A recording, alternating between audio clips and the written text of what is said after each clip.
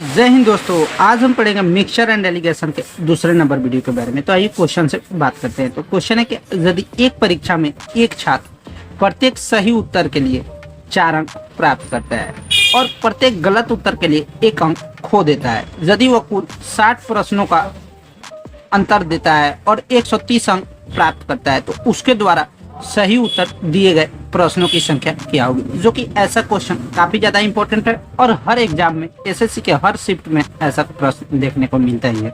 तो आइए बात करते हैं।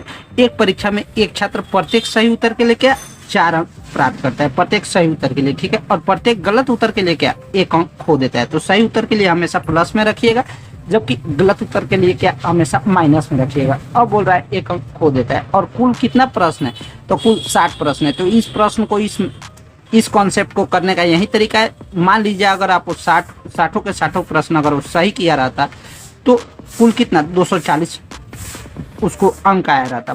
उसी तरह एक और कॉन्सेप्ट है, मानिए अगर 60 का 60 प्रश्न अगर गलत किया रहता तो उसका कुल 60 अंक माइनस में 60 अंक आया रहता। तो इस तरह उसने कुल कितना 130 अंक प्राप्त किया, यानी दोनों का कुल मिश्रण दिया हुआ कितना, जो कि मिक्सचर एंड एलिगेशन कॉन्सेप्ट में यही मिश्रण बीच में रखा था है। तो ये आपको 130 अंक प्राप्त किया। तो अब आप क्या कीजिए, इसमें बड़े वाले में से छोटे वाले में घटा दीजिए। तो ये बड़े में से छोटे घटाइएगा तो 240 में से 130 घटाइएगा तो क्या हो गया 110, ठीक है। और इसमें से फिर बड़ा में से छोटा घटाना है, तो 130 में से आपको क्या घटाना है, 130 में से बड़ा में से छोटा घटाना है, तो 130 में से -60 घटाना है। तो ये आपको 130 और माइनस माइनस क्या होता है प्लस होता है। तो 130 और 60 क्या हो गया 190। अब इसका रेशियो निकाल लीजिए और अब इस तरह आपका आंसर आ जाएगा। तो रेशियो निकालिएगा तो 11:19 के रेशियो में हो जाएगा।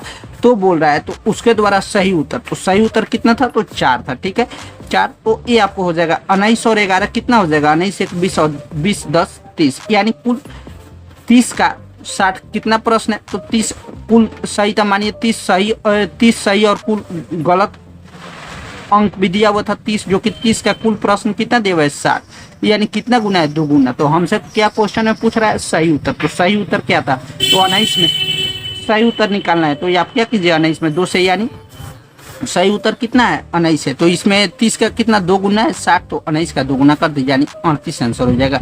उसी तरह अगर गलत उत्तर के प्रश्नों की संख्या अगर पूछता तो क्या करते हैं आप 11 में, ये आपको गलत का है तो 11 में 2 से गुना कर दीजिए, आपको 22 आंसर गलत हो जाएगा। उसी तरह एक और कॉन्सेप्ट है, उसी तरह एक और सेम क्वेश्चन है ए वाला। इस क्वेश्चन को अगर आप कर गए तो समझिए एसएससी के एक प्रश्न 1 नंबर आपका हुआ। तो यही बात करते हैं। तो एक परीक्षा में यदि 250 प्रश्न है, कुल प्रश्न कितना 250 प्रश्न है, सब इसी का खेला है, ठीक है। तो जिसमें एक विद्यार्थी को प्रत्येक सही उत्तर के लिए 3 अंक मिलते हैं, तो प्रत्येक सही उत्तर के लिए कितना 3 अंक, ये आपको प्लस में हो जाएगा। उसी तरह बोल रहा है तो गलत उत्तर के लिए 0.5 अंक, यानी 0.5 अंक माइनस में काट लिए जाते हैं अगर छात्र को उसी परीक्षा में कुल कितना 477 अंक मिले, ठीक है। तो मान लीजिए 250 प्रश्न को कुल अगर सही ही किया होगा तो 750, ठीक है। ये आपको जो कि यहाँ पर हम बनाए हुए हैं, मान लीजिए तो ये आप 3 में 250 से गुना कीजिएगा तो प्लस 750, ठीक है। उसी तरह अगर आप मान लीजिए फिर अगर 0.5, यानी अगर वो 250 जो कि कुल प्रश्न था उसको अगर गलत ही कर दिया तो आपको कितना हो जाएगा 250 गुने -0.5, तो 25 में 25 125 125 यानी -12.5, यानी 12.5 हो जाएगा माइनस में। तो अब बोल रहा है और कुल कितना 477 अंक था, तो कुल 477 अंक था। तो आप क्या कीजिए बड़ा में से छोटा घटा दीजिए, तो बड़ा में से छोटा घटाइएगा तो 273। फिर इधर में सेम वही वाला क्वेश्चन था, तो 477 में क्या 125 घटाना है, तो 400, क्योंकि बड़ा में से छोटा घटाना रहता है और यहाँ पर आपको हमेशा मिश्रण लिखा जाता है। तो बड़ा में से छोटा घटाइए तो 477 माइनस 12.5, और ये आपको फिर माइनस कीजिए, क्यों, क्योंकि आपको माइनस में है तो माइनस माइनस प्लस, इस तरह आप इसको जोड़िएगा तो 477 अब प्लस 125 यानी 12.5, तो आपको हो जाएगा 602 और 273। तो इस तरह इसका आप रेशियो लीजिएगा तो सही उत्तर का 86 हो जाएगा कटा छटा कर, और गलत उत्तर का कितना 39 आएगा। इस तरह तो बोल रहा है टोटल उसके द्वारा गलत किए गए, तो 86 और 39 जोड़ दीजिए यानी 125, और कुल प्रश्न कितना था, तो कुल प्रश्न था 250, तो 125 का मान क्या हो गया 250, यानी 2 गुना है। तो बोल रहा है क्या बोल रहा है गलत, तो गलत कितना था तो 39, तो 39 में 2 गुना से गुना कर दिया 78 आंसर हो जाएगा गलत। वहीं अगर सही पूछता तो 86 में 2 से गुना कर देते, ये आपको क्योंकि 2 गुना है तो 172 आंसर हो जाता सही का। तो अब ये बढ़ते आगे मिक्सचर एंड एलिगेशन का टाइप नंबर थर्ड। उससे पहले भैया अगर आप हमारे चैनल पे नए आए और इस कंटेंट से अगर आपको थोड़ा भी अगर लाभ मिल रहा है तो आप आसानी से चैनल को सब्सक्राइब कर सकते हैं। अगर लाभ कुछ मिल रहा है तो, नहीं मिल रहा है तो कोई बात नहीं, मत कीजिए। तो अब ये बात करते हैं नेक्स्ट जो कि क्वेश्चन है, भुवनेश ने यदि 30 मिनट तक 25 किलोमीटर पर घंटा की चाल से और अगले 20 मिनट तक वह 40 किलोमीटर पर घंटा की चाल से यात्रा करता है तो उसका औसत चाल क्या होगा। तो औसत चाल हमेशा मिश्रण यानी 20 वाला आपको देना निकालना होगा। तो बात करते हैं तो 25 किलोमीटर कितना पहली चाल से भुवनेश ने 25 किलोमीटर पर घंटा जो कि कितना 30 मिनट में, और अगले 20 मिनट तक वह 40 किलोमीटर पर घंटा की रफ्तार से, ठीक है। और पूछ रहा है बीच वाला यानी औसत चाल क्या होगा। तो ये आपको 30 और 20 का पहले आप रेशियो निकाल लीजिए। सेम वही को पैटर्न रहेगा, जैसे 30 मिनट है ना कितना 25 किलोमीटर पर घंटा में, ये आपको क्योंकि सेम रेस्पेक्ट में रखना है तभी तो मिक्सचर का कॉन्सेप्ट बनेगा। ये आपको 25 किलोमीटर और ये आपको 40 किलोमीटर जो कि पहले वाला, और ये वाला आपको अगले वाला जो कि पहले 25 किलोमीटर कितना 30 मिनट तक और 40 किलोमीटर पर घंटा कितना 20 मिनट तक। तो पहले आप इसका रेशियो ले लीजिए, तो 10 दूना 20, 10 तिया 30। अब इसका बीच वाला पूछ रहा है तो 3:2 के रेशियो में आएगा, ठीक है। तो इसका ये आपको कितना गुना है 3:2 के रेशियो में आएगा। अब इसको आप क्या कीजिए 25 में से 40, यानी अगर इसका अगर मान नहीं पता है तो इसमें से आप घटा दीजिए। तो 25 में से 40 घटाइए तो कितना 15 आएगा। आप इस 15 को 3:2 में तोड़ दीजिए। तो 3 और 2 5, यानी 5 का मान कितना 15 दिया हुआ है, तो 3 का मान कितना हो जाएगा 9 और 2 का मान कितना हो जाएगा 6। तो इस तरह इसका मान हो गया क्या 9 हो जाएगा और इसका मान हो जाएगा 6। अब इसमें से आप क्या कीजिए घटा दीजिए। तो बड़ा में से छोटा घटाइएगा, तो 25 में से 6 घटाइएगा और इधर आप इसमें से 40 में से 9 घटाइएगा तो क्या 31। तो जब यहाँ पर 31 आ गया तो इसमें से आप घटा दीजिए। तो 31 में से 6 घटाइएगा यानी 25 किलोमीटर पर घंटा। तो इसका आंसर क्या हो जाएगा 31 आंसर हो जाएगा। तो समझे ना भैया। अब ये बढ़ते आगे नेक्स्ट क्वेश्चन पे। तो नेक्स्ट क्वेश्चन क्या कर रहा है, क्वेश्चन है यदि भुवनेश ने 10 घंटे में 150 किलोमीटर की दूरी तय की अपनी यात्रा का, जिसमें पहला भाग उसने कार से तय किया। पहला भाग क्वेश्चन आप ध्यान से समझते चलिएगा। पहला भाग जो कि कार से तय किया तथा बाद में उसने रिक्शा से यात्रा की। तो मानिए पहला भाग कार से, दूसरा भाग रिक्शा से यात्रा की, ठीक है। तो कार तथा रिक्शा की गति जो कि कार की गति कितना 20 किलोमीटर पर घंटा और रिक्शा की गति कितना 12 किलोमीटर पर घंटा है। तो कार से तय की गई दूरी तथा रिक्शे से तय की गई दूरी का क्या अनुपात होगा। तो क्वेश्चन देखने में साफ लल्लू सा है, साफा हल्का है। तो आप सीधे आप इसमें से क्या कीजिए। तो किलोमीटर में दिया हुआ है, किलोमीटर में दिया हुआ है, तो किलोमीटर पर घंटा में दिया हुआ है कितना 20 किलोमीटर पर घंटा। कार वाला दिया हुआ है, रिक्शा वाला कितना 12 किलोमीटर पर घंटा। आप सीधे आप इस क्वेश्चन को बनाने का मेथड यही है कि सीधे आप गुना कर दीजिए। तो 12 में मानिए अगर 10 घंटा अगर कार से ही चला रहता तो कुल कितना होगा 20 दाइयाँ, यानी 20 किलोमीटर पर घंटा है तो 20 दाइयाँ 200 हो गया। मानिए अगर वहीं अगर रिक्शा से चला रहता 10 घंटा 12 किलोमीटर पर घंटा के हिसाब से तो यानी 120 हो गया। इस तरह दोनों का यहाँ पर कुल दूरी रखेगा। तो कुल दूरी कितना था तो 150। तो 150। अब इसमें से आप क्या कीजिए बड़ा में से छोटा घटा दीजिए।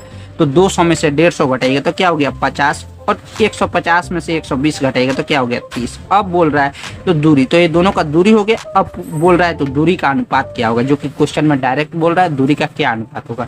तो 10:33 और 10:50 यानी कार रेशियो रिक्शा का अनुपात क्या हो जाएगा 3:5 आंसर हो जाएगा। अब ये बढ़ते आगे नेक्स्ट क्वेश्चन पे। तो नेक्स्ट क्वेश्चन भी काफी ज्यादा इंपॉर्टेंट है और काफी ज्यादा एग्जाम में प्रश्न देखने को मिलता है।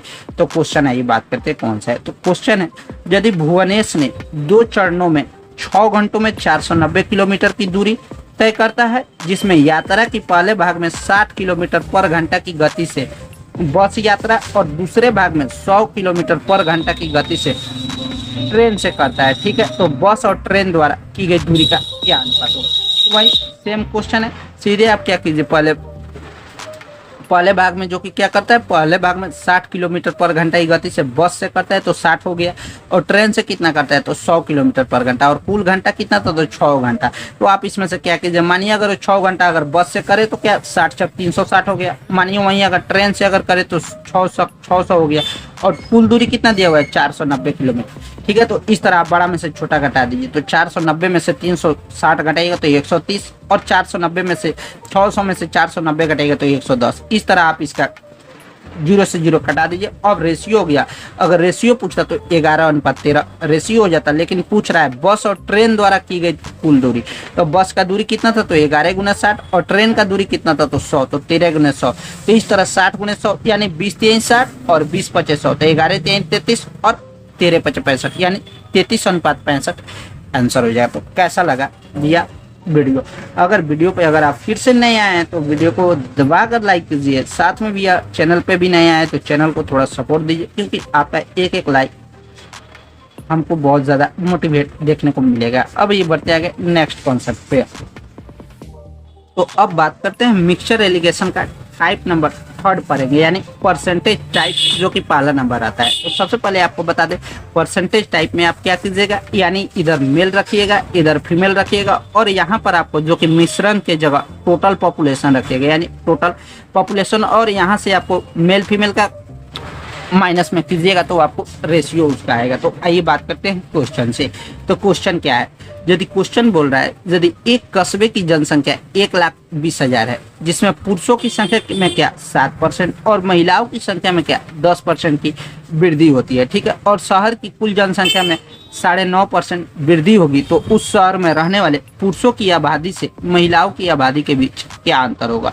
यानी सेम क्वेश्चन है, परसेंटेज में भी ऐसा ही है और यहाँ भी ऐसा ही क्वेश्चन है। तो आई बार पहले हम आपको बोले थे मेल का यहाँ पे रखिएगा, तो मेल में कितना 7% की बढ़ोतरी हो रही है और फीमेल में कितना 10.5% की, और टोटल पॉपुलेशन बीच में बोले थे मिश्रण के जगह, तो टोटल पॉपुलेशन कितना है, तो 9.5%। तो अब इसमें से आप क्या कीजिए, घटा दीजिए। तो 9.5 में से बड़ा में से छोटा घटाइए तो 2.5 हो गया, और फिर बड़ा में से छोटा घटाइए तो 10 में से 9.5 घटेगा तो आधा हो गया और 2.5 हो गया। इस तरह आप इसको क्या कीजिए, परसेंटेज से परसेंटेज गया, दशमलव से दशमलव गया, 5 कम 5 और 50 25 यानी 5 हो गया। अब बोल रहा है तो उस शहर में रहने वाले पुरुषों की आबादी, यानी तो शहर की कुल जनसंख्या कितना दिया हुआ है, शहर यानी कस्बे की जनसंख्या 1,20,000, तो 5 और 1 6 यानी 6 का 120 1,20,000 यानी 20,000 गुना है। तो बोल रहा है महिलाओं की संख्या की आबादी और पुरुषों की, तो पहले महिलाओं का और पुरुषों का निकालिएगा तभी तो आप घटाइएगा ना। तो महिलाओं का क्या हो जाएगा, 20 गुना है, तो महिलाओं का हो जाएगा 1, तो 1 गुना 20,000 महिलाओं का हो जाएगा, और फीमेल का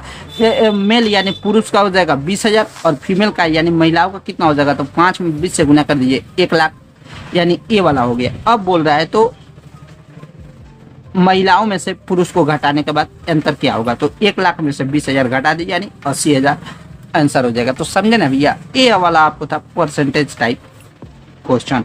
अब ये बढ़ते आगे, इसी में एक और कॉन्सेप्ट है एक्सपेंडिचर, यानी आय व्यय और खर्च और बचत, जिसमें व्यय को ही हम खर्च बोलते हैं। एक ये वाला कॉन्सेप्ट आप याद रखिएगा, व्यय को हम खर्च बोलते हैं, सेविंग मीन्स होता है क्या बचत, और एक होता है इनकम यानी आय।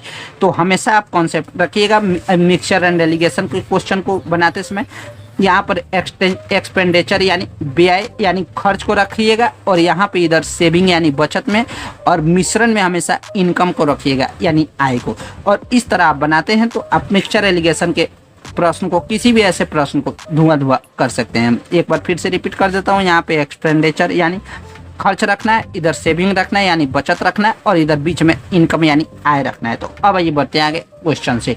तो क्वेश्चन क्या कर रहा है, तो क्वेश्चन है ये वाला, यदि राम का खर्च और बचत का अनुपात, राम का खर्च और बचत का अनुपात 3:2 के अनुपात में है, उसकी आय में यदि 10% की वृद्धि और खर्च में 12% तक बढ़ जाती है, तो कितने परसेंट तक उसकी बचत बच जाती है।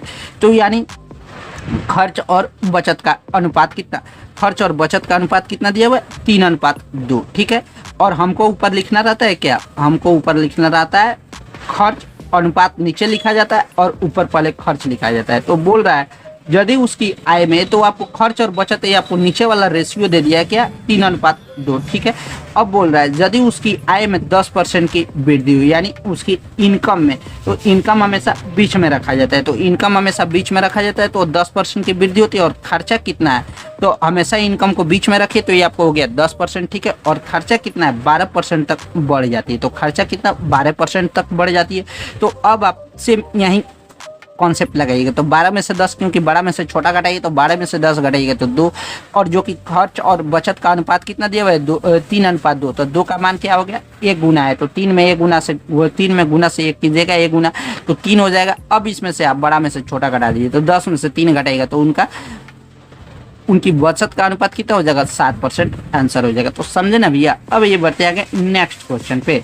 उससे पहले भैया अगर आप हमारे चैनल को नए आए हैं तो चैनल पे सब्सक्राइब कर लीजिएगा और साथ में भैया लाइक भी करना ना भूलिएगा। अब